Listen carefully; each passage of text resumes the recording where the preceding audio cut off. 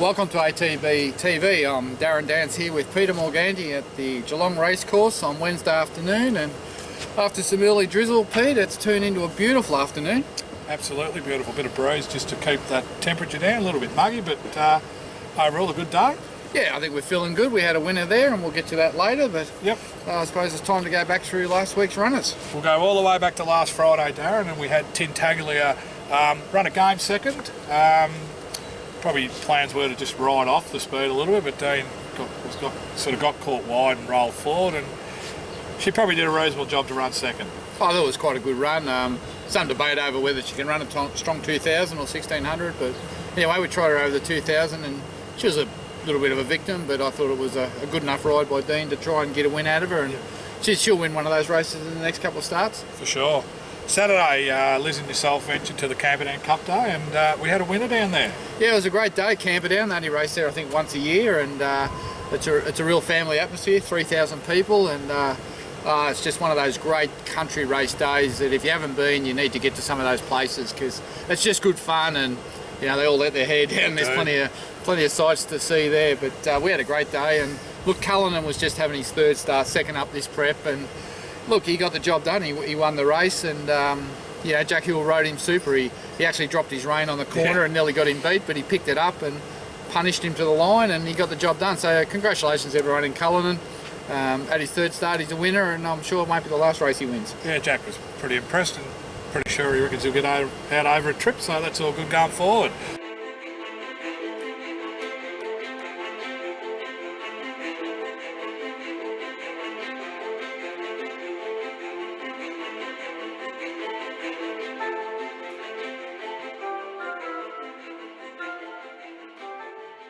Also had Falago in the Cup, Darren, and he probably should have ran a place. Yeah, look, gee, it's annoying sometimes racing, but look, he just jumped out, he travelled beautiful, he was just working into it at the 800, he comes around the corner, he's in behind him, the gap opens, you go, here he goes, he's just going to let down beautiful, go bang. Well, he did go bang because the kid on the outside just smashed him, and he got 8 meetings, and we ran 7th, so racing's a funny game, but look, that horse on track, I think he's off to the city now, and he's ready to win. Yeah, for sure. From there, also on Saturday at Morfettville, we had Ticket to Toorak, and he ran an honest third after doing a little bit of work to sit up. Would roll along, but just the last 100 found him out. Yeah, I thought it was a good run. I thought Dom Teneur rode him really well, sat outside the leader as you said, and you know, had every chance and just couldn't finish off. Never going to catch the leader, and just that he's probably a 1100 metre horse, but you know, that's his grade. Yes. 78 around that mark, and 1100, and he'll pay his way. Yeah, for sure. Sunday, you come back here to Geelong last Sunday, and we had Imaging first up as well as Edge of War first up. Both ran well, what we'd probably expect first up. Yeah, I thought Imaging was quite good. You know, he's a problem horse. He's got all the ability in the world, as you know, and he hangs and pulls and carries on, but he went straight as a gun barrel, and 1100 first up, and ran 4th. Yeah. Beating a length and a half. Beating a length and a half, and he's a gun 1400 metre horse. If he can hold his manners and do everything right, it won't be long and he'll be in the winner's circle, Peter, and that'll put a smile on your face. I'd be really happy with that. I was actually happy listening to the post-race, and Brad said he did everything right, and I thought couldn't have been the same horse. The other horse, Edge of War, on face value probably looked a bit disappointing, but look, he's a big horse and he's got a stride and he's got a momentum and build into it, but they walked in that race, and the jock elected to sit there, and then you just can't pick up and sprint that horse. No. I think if you know, he had his time over again, he might have led on him like Dean did that day at Ballarat, and he won first up. But look, the horse is going good. He looks super in the yard, and look, I think he'll be winning very soon. Yeah. We had a bit of a spell then, Darren. We just sort of did bookwork for 3 or 4 days, and we've ventured back to Geelong, where we are today, and our first runner was a winner in Arizona Girl. Yeah, she was really, really good over the 2400 for the first time, and once again, congratulations to all the owners. Last start she ran 4th at Sandown, and we thought she was just a bit plain late, but it was a month between runs, and she needed that run just to harden her up, and today she just dominated. She was too good, and a good ride by Dean Yendall saw her get the money easy, and I think, you know, now that we've got her out to a trip, there's more wins in store for her. Yep, she was strong, sat outside the leader and kept going, which was great. Then we had Long Time, got back and ran on okay in a in a race where they went really quick early. Yeah, it was a strange race that. Once again, long times a horse that just missed a bit of work and missed a run, and sometimes they miss these runs. It's really hard, and you know, this is Wednesday grade, so you've got to be on your money. I knew that she was going to loom up and then just look a little bit plain late, like Arizona Girl last start. Don't be fooled. With that run under her belt, she had a good blow, and next start, she'll be in the money. Yeah, agree.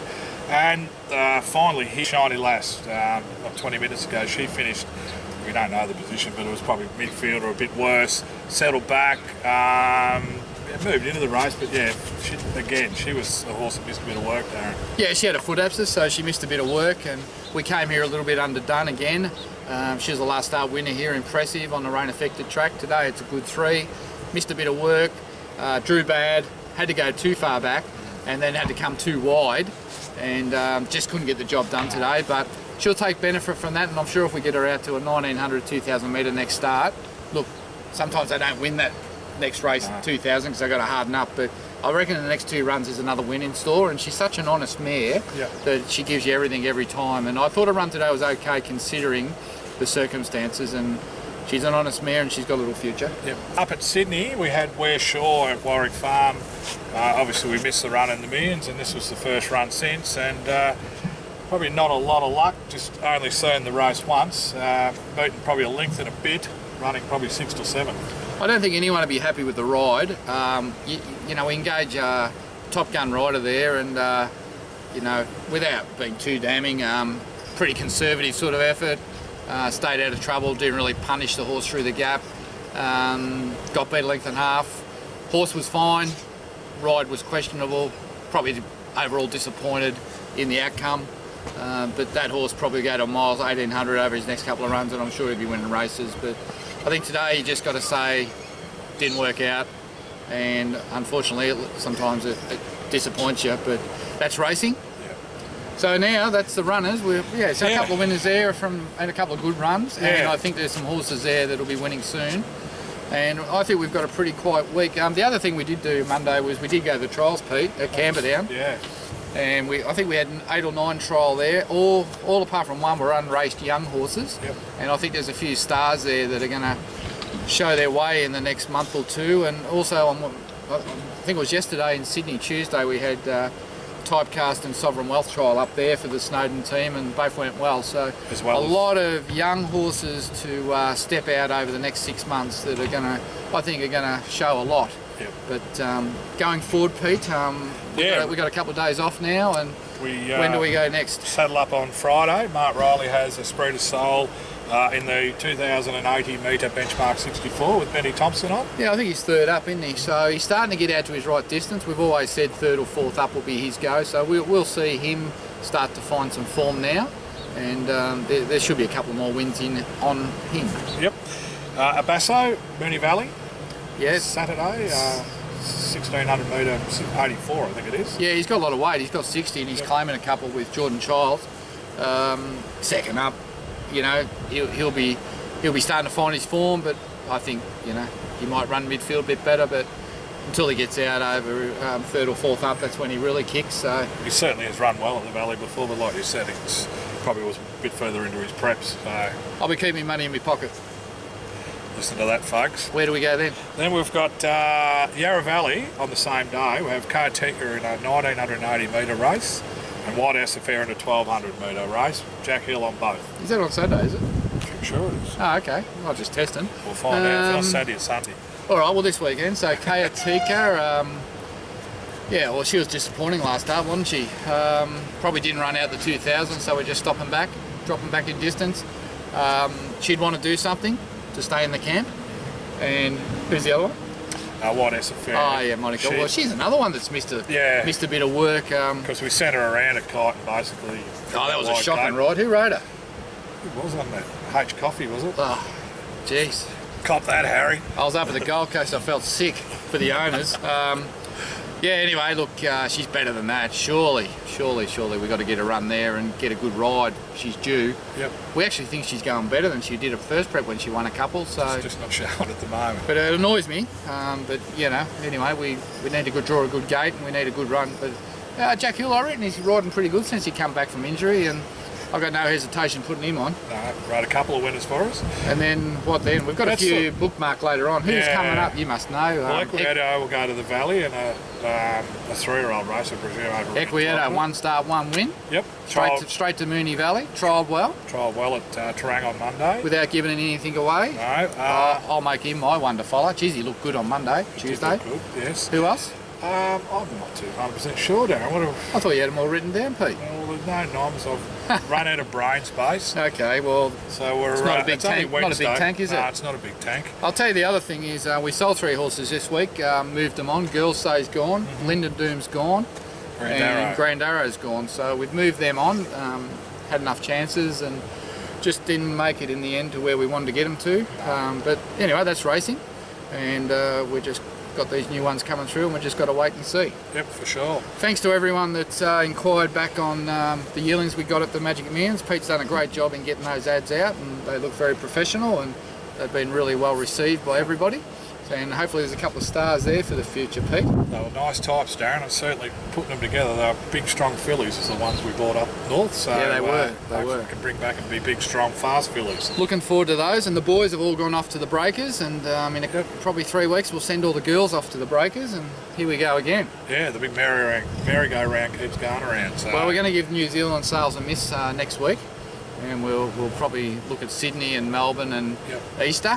But it's a busy time, but we just need these runners and winners to keep going, and I think we're tracking along okay. Yeah, and like I said before, with all those trial, it could be exciting with potentially 5 or 6 maybe first starters over the next 6 or 8 weeks. Yeah, it could be, so it'll be interesting to see how they all go, and I guess the other news is that we're getting closer to Warrnambool with the carnival, so all those horses are back in work and getting ready, and we've got our breeding seminar coming up later on. We'll find out all about that. Mark Skate's on board to sort that out for us as we expand that breeding side. And I think, you know, when you go to the Magic Millions and you see these yearlings making 400,000 and 500,000, in a lot of ways you want to be a seller, not a buyer, and there's a lot of value in breeding your own. And we've had a lot of luck breeding our own and racing horses like Skew Whiff and True Corsa and Uxurious and La Passe last year. So we're going to continue that breeding arm, and that's why you'll see us buying a lot of fillies and even a few mares this season, and everyone's welcome to get involved, but stay tuned for that news.